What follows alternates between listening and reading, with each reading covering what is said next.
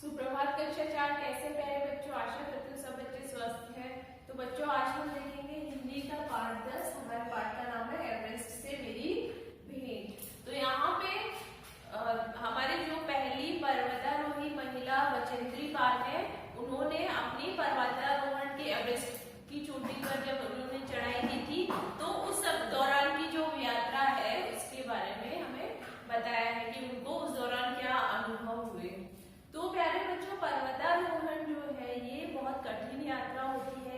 इसके लिए पहले से बहुत सारी तैयारियां करनी होती है, बहुत सारे ऐसे उपकरण होते हैं जो पर्वतारोही अपने साथ में लेके जाते हैं कि जैसे नायलॉन की मजबूत रस्सी है, कील वाले जूते हैं, ऑक्सीजन सिलेंडर है और भी बहुत सारी चीजें हैं जो ये लोग अपने साथ में लेके जाते हैं। तो पर्वतारोहण जो है ये इसकी जो यात्रा है बहुत कठिन होती है। पर्वतारोही जो है उसको बहुत सारी मुसीबतों का सामना करना पड़ता है। ऐसे ही नहीं है, उसके लिए एक मजबूत इच्छा होनी चाहिए, एक दृढ़ निश्चय होना चाहिए कि जिसको भी पर्वतारोहण करना है तो उसके मन में दृढ़ निश्चय होना चाहिए कि बीच में ऐसा नहीं होता है कि बीच में आने वाली मुसीबतों से हार कर वो वापस लौट आए। बचेंद्री पाल के साथ भी ऐसा ही हुआ कि एक बार तो ऐसा हुआ कि वो सब लोग अपनी टीम के साथ में सोए हुए थे और बर्फ का स्खलन हुआ और सभी लोग उसमें दब गए थे। तो कुछ जो लोग थे उन्होंने फुर्ती से, उनके साथ में जो लोग थे उन्होंने बचेंद्री पाल को उस बर्फ से अंदर, जैसे उनका दम घुटने लगा था, उनके जीवन पे खतरा आ गया था, लेकिन उनके साथ जो दूसरे पर्वतारोही थे उन्होंने उनको बर्फ से निकाला और ऐसा एक समय ऐसा हुआ था कि उनके शरीर में लकवा आ गया था। तो इस तरह की बहुत सारी मुसीबतें सहते हुए कई लोग थे जो जिनको ये बर्फ स्खलन से चोट लगी थी, तो वो लोग वापस अपने घर चले गए थे। लेकिन बचेंद्री पाल ने हिम्मत रखी, उनका जो निश्चय था वो मजबूत था, उनका मन मजबूत था कि उन्होंने पहले से सोच के रखा था कि उन्हें एवरेस्ट पे चढ़ाई करनी है। जो इस प्रकार बचेंद्री पाल ने बहुत सारी मुसीबतों का सामना करते हुए आखिर में अपनी विजय निश्चित कर ली। तो एवरेस्ट जो है हमें सबको पता है कि सबसे ऊंची चोटी जो है माउंट एवरेस्ट जो है वो एवरेस्ट है, वो ऊंची चोटी है। इसकी ऊंचाई जो है 8,850 मीटर है।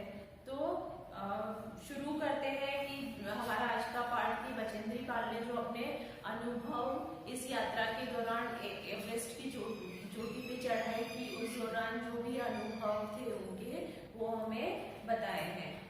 प्रस्तुत पाठ में भारत की महान महिला पर्वतारोही बचेंद्री पाल ने विश्व की उच्चतम चोटी एवरेस्ट विजय की यात्रा का आकर्षक वर्णन किया है।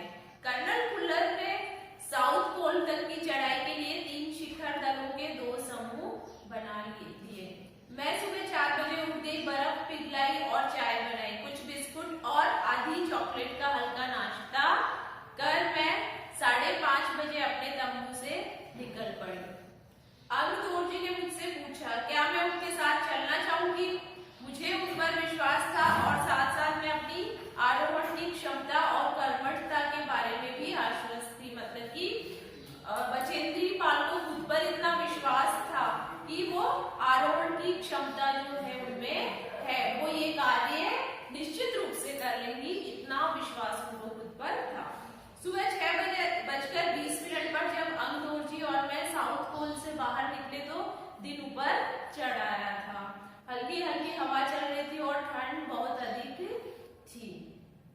हमने बगैर रस्सी के चढ़ाई की। अंगदोर जी एक निश्चित गति से ऊपर चढ़ते गए, मुझे भी उनके साथ चलने में कठिनाई नहीं हुई। तो बचेंद्री पाल ने अंगदोर जी के साथ में पर्वत पे चढ़ना शुरू किया। जमी हुई बर्फ की सीधी और ढलाऊ चट्टानें इतनी सख्त और भुरभुरी थी मानो शीशे की चादरें बिछी हो। हमें बर्फ काटने के लिए फावड़े का इस्तेमाल करना पड़ा। तो वहां पे पहाड़ पे क्या था, बर्फ से ढकी हुई थी वो पहाड़ी, तो जिसपे वो पहाड़ पे चढ़ रहे थे वो बर्फ से ढकी हुई, तो ऐसा लग रहा था कि एक बर्फ की चादर बिछी हुई हो। तो उन्हें बर्फ को काटने के लिए फावड़े का इस्तेमाल करना पड़ा। 2 घंटे से कम समय में ही हम शिखर कैंप पर पहुंच गए। अंगदोर जी ने पीछे मुड़कर पूछा क्या तुम थक गई हो। मैंने जवाब दिया नहीं। यह सुनकर वो अधिक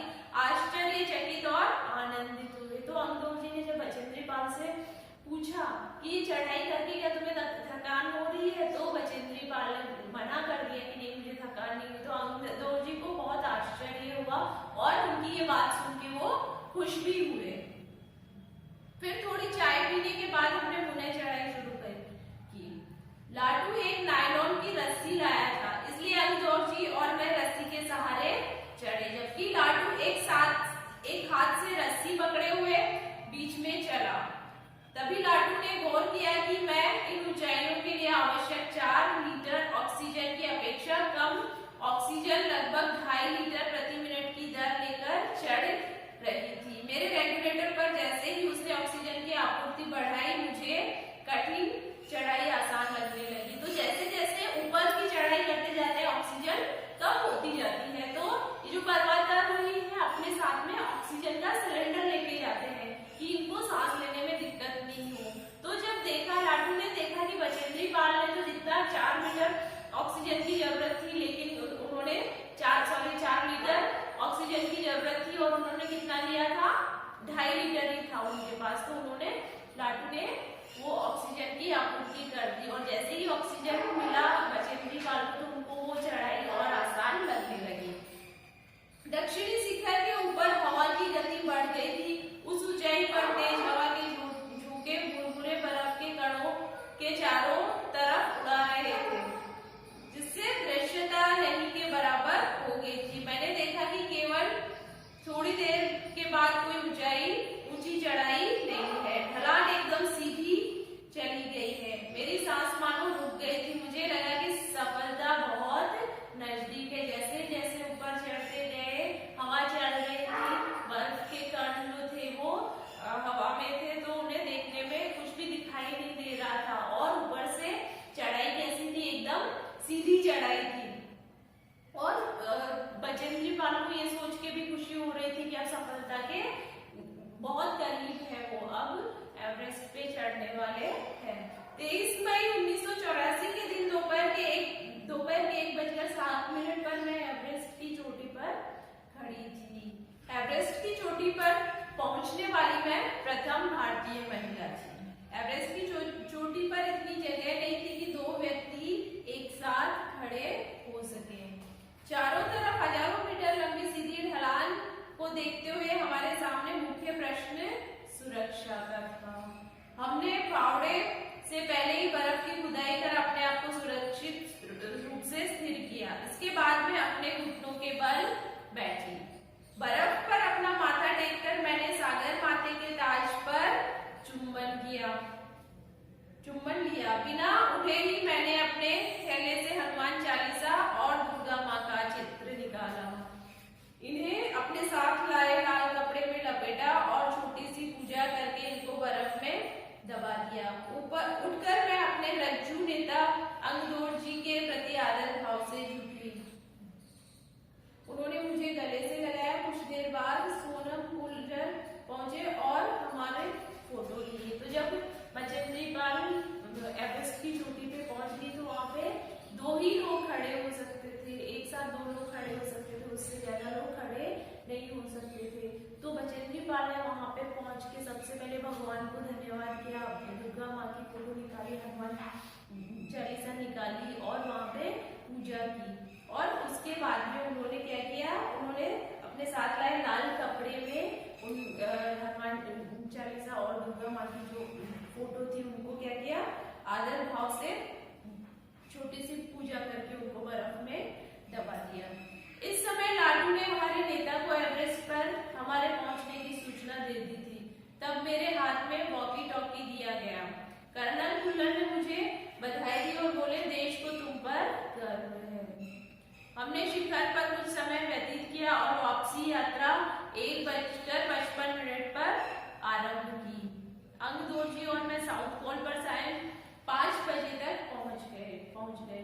सबने हमें साउथ पोल से शिखर तक और वापस साउथ पोल तक की यात्रा चोटी पर रुकने सहित पूरी 10 घंटे 40 मिनट के अंदर पूरी करने पर बधाई दी। तो ऊपर चढ़ना और वापस लौटना, ये समय कितना था, तो 10 घंटे 40 मिनट का था। तो जैसे ही वो नीचे आए तो सब लोगों ने उन्हें बधाई दी। मैं जब अपने तंबू में घुस रही थी, मैंने मेजर कुमार को कर्नल फुलर से वायरलेस पर बात करते सुना। आप विश्वास करें या न करें, श्रीमान बचेंद्री केवल 3 घंटे में ही वापस नीचे आ गई है और वह उतनी ही चुस्त दिख रही है जितनी वह आज सुबह चढ़ाई करने से पहले थी।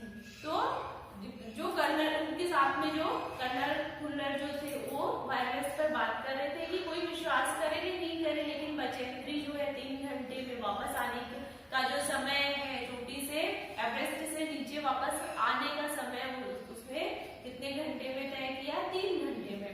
और 3 घंटे में वो नीचे आ गई और वो उतनी ही चुस्त थी, कोई थकान नहीं थी उनके चेहरे पे। जितनी चढ़ते समय वो चुस्त थी, उतनी ही वापस उतरते समय भी चुस्त थी। उनके चेहरे पे कोई भी, उनको देखकर कोई भी थकान महसूस नहीं हो रही थी उनमें। मुझे पर्वतारोहण में श्रेष्ठता के लिए भारतीय पर्वतारोहण संघ का प्रतिष्ठित स्वर्ण पदक तथा अन्य अनेक सम्मान और पुरस्कार दिए गए। पद्मश्री और प्रतिष्ठित अर्जुन पुरस्कार की घोषणा की गई। सबके आकर्षण और सम्मान का केंद्र होना मुझे बहुत अच्छा लगा।